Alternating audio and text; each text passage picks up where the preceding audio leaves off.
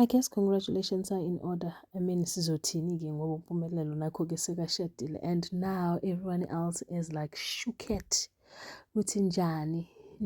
But then I guess, remember on the previous season he did say ukuthi uzoshada virgin, he's going to start ngechichi and then he can marry the rest.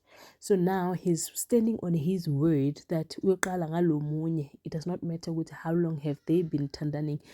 And I'm just sitting here and I'm thinking, cabanga, you've been with somebody for years. Now somebody comes in, bypass with few months, bese uyashadwa yena nje. Yeah, I think uTirel is having it hard, hey? But yeah, into enzakale naye. So uSibindi decided that he was going to go akhokha amalobolo. Well, at the beginning some people were saying ukuthi bona base Cape Town and stuff abakhongi bakhe, but at the end of the day it all came together, and then umakoti bamkhomba, and then they asked ukuthi amalobolo bafuna inkomo ezingaki eziphilayo or zasesikhwameni, meaning that is the nkomos that are walking to Isibaya and the nkomos that are actually transferred to cash.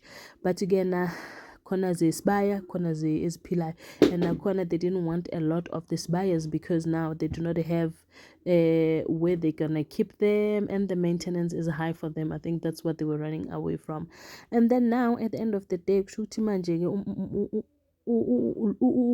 ubaba uMseleku unonkosikazi ngesintu ke, angazi ukuthi uzikhokhe zaphelela, kodwa ke unonkosikazi. Now where does that put uTirelo had a meeting nobaba amtshela ukuthi mina kahle kahle I didn't even know ukuthi uyokhokha.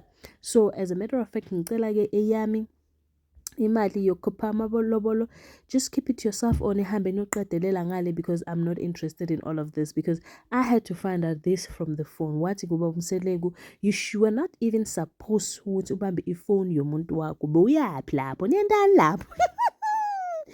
And I'm thinking ukuthi i-heartbeat that time ukuthi manje cabanga umuntu kuzomakoti omusha, wena ukuthi lo makoti uyashadwa, wena uzobona emafonini, nobody is formally telling you. Now when they were introducing to you atigena uTirelo, she's no longer interested in all of this, so they must count her out. And I'm just thinking, is this coming from the heart, a place of hurt? Is this coming from a place of, you know what, actually I've just realized ukuthi lalelani ngiright, angisafuni yonke lento, qhubekani nje.